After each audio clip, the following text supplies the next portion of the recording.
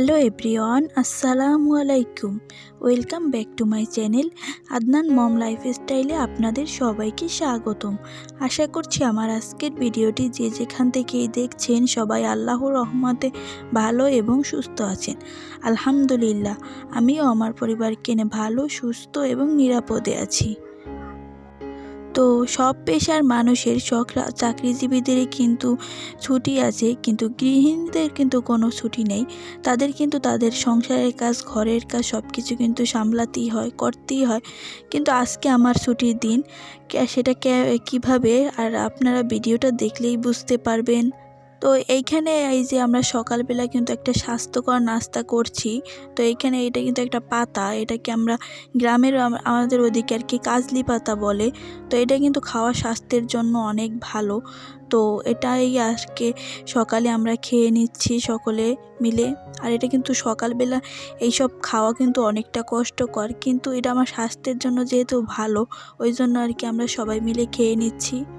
তো আমার বাসায় কিন্তু আম্মু আসছে, আম্মু আর আমার বোন। তো আম্মুর আর কি ডক্টর দেখাইতে হইবে, ওই জন্য আর কি আসছে। তো আম্মুই সকালবেলা আর কি ওই যে পাতাটা আর কি পাতার থেকে রস বের করে আমাদের সবাইকে খাওয়াইছে। আর তাছাড়া আমরা তো জীবনেও ওরকম পাতা থেকে রস বের করে খাবো না, এতটা ধৈর্য আমাদের নেই। আম্মু যেহেতু আছে, আম্মুই আর কি ওই কাজটা করলো। আর এই যে সকালে তারপর আমরা নাস্তা করে নিচ্ছি। আমি তো বাসায় যখন একা থাকি তখন কিন্তু বাচ্চাদেরকে নিয়ে এরকম রুটি পরোটা বানিয়ে একদম খেতে পাই না, যা রেডিমেড থাকে বাসায় ওইগুলো দিয়েই খেয়ে নেই।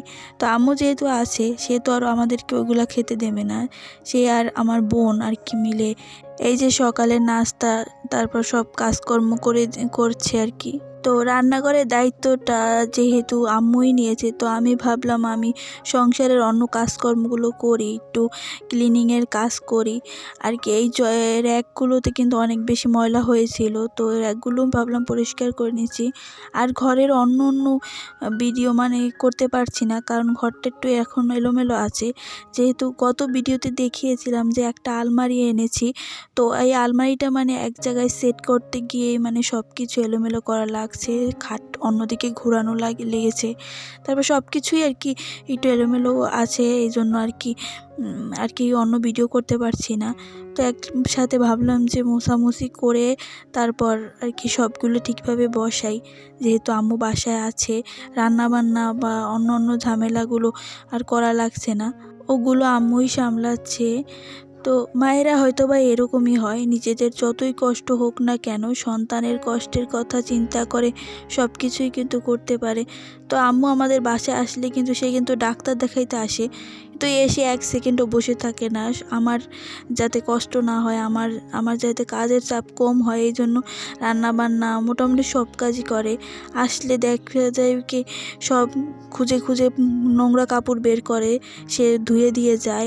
আমি যতই না করি সে শোনে না। সে আর কি আমার যাতে উপকার হয়, যাওয়ার পর যে কষ্ট না হয়, এই জন্য আর কি অনেক কাজ আমার করে দিয়ে যায়। আমি যতই নিষেধ করি সে শোনে না। যাই হোক, এখানে কিন্তু আলমারির ভেতরে আমি ঠিকঠাক করে কাপড় চোপড় আর কি যেগুলো রাখার ওগুলো রাখছি। এতদিন তো ওগুলো এলোমেলো অবস্থায় ছিল ব্যাগে ব্যাগে, তো ওগুলো ভাঁজ করে আজকে আর কি আমি আলমারির মধ্যে রাখছি। অনেক মানুষ একসাথে থাকলে কিন্তু অনেক বেশি ভালো লাগে। আর এখনও কিন্তু আমরা বাসায় অনেক লোক আছি, তো সবাই মিলে হাসি আনন্দ করছি, গল্প করছি আর কাজকর্মগুলো করছি, খুবই ভালো লাগছে। খুবই সুন্দর একটা সময় পার করছি আমরা সবাই মিলে। আর এইখানে আপনাদের সাথে একটা মজার খাবার শেয়ার করি। এই খাবারটা কেউ খেয়েছেন কিনা জানি না, আমিও কিন্তু এই প্রথম খেয়েছি।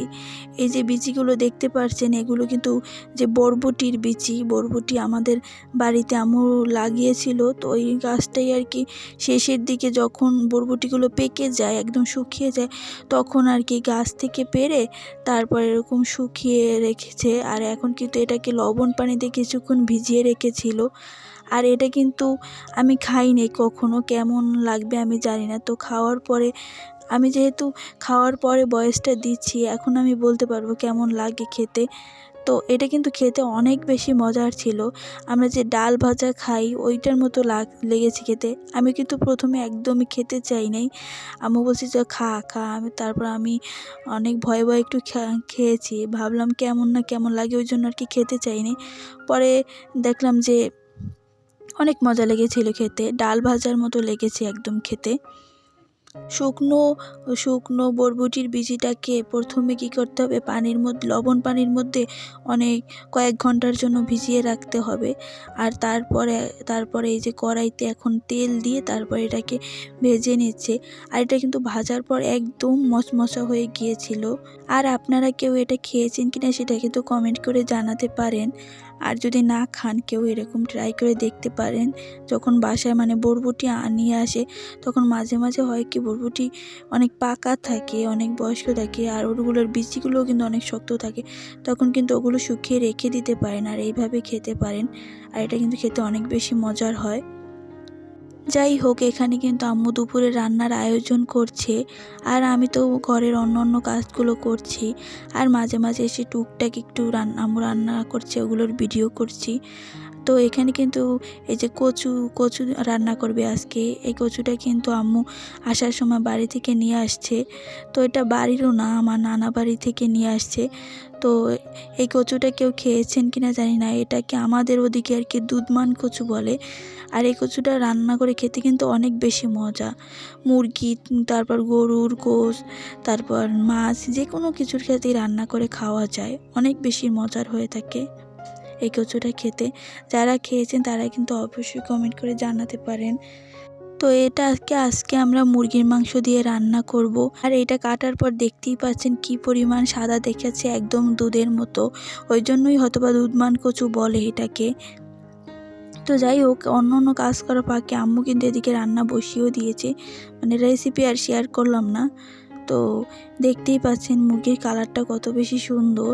আর আমার আজকে কিন্তু আমি রাইস কুকারের পাতিলে রান্না করছি, কারণ আমার বড় পাতিল নেই। আর ঘরে যেহেতু এখন মোটামুটি আমরা ভালো লোকই আছি, তো তো অতগুলো মানুষের জন্য রান্না করার মতো কোনো পাতিল নাই, রাইস কুকারের পাতিলটাই ছিল। ওই জন্য আর কি এটাতেই বসিয়ে দিয়েছি। তো ভিডিওর এ পর্যায়ে একটু বলে রাখি, আমার ভিডিওটা দেখতে দেখতে যদি ভিডিওর এ পর্যায়ে কেউ চলে আসেন আর একটা লাইক দিতে ভুলে গিয়ে থাকেন, তাহলে প্লিজ দয়া করে ভিডিওটাতে একটা লাইক করে দেবেন। আপনার একটা লাইক আমার ভিডিওটা আরও কিছু মানুষের কাছে পৌঁছে যেতে সাহায্য করবেন। আমার ভিডিও কিন্তু অনেকেই দেখেন, কিন্তু হয়তোবা একটা লাইক দিতে ভুলে গিয়ে থাকেন। তো অনেক আপুদের ভিডিওতেই দেখি আপুরা বলে যে ভিডিও দেখে কিন্তু লাইক দেয় না।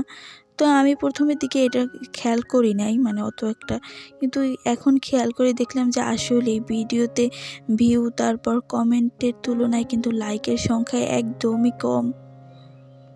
তো প্লিজ আপুরা দয়া করে মনে করে একটা লাইক করে দেবেন ভিডিওতে।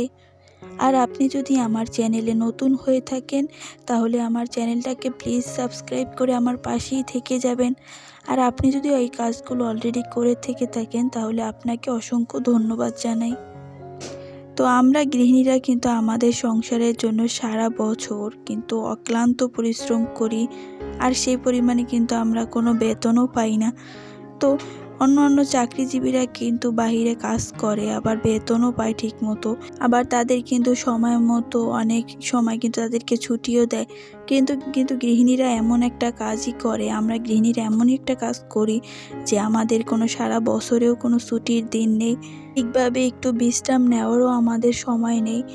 তো আমাদের আশেপাশের মানুষগুলো, আমাদের আপনজনগুলো যদি আমাদেরকে একটু সাহায্য সহযোগিতা করে, আমাদের একটু পাশে দাঁড়ায় আমাদের কাজে যদি একটু সাপোর্ট করে, তাহলে কিন্তু আমরা একটু হলেও নিস্তার পাই কাজ থেকে।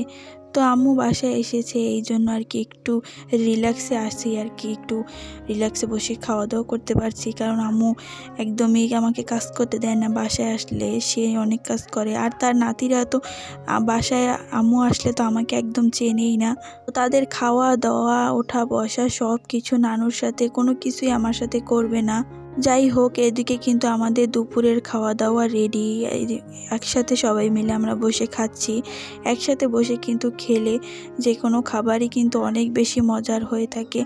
যা দিয়েই খাই না কেন, খাবার কিন্তু অনেক বেশি মজা লাগে।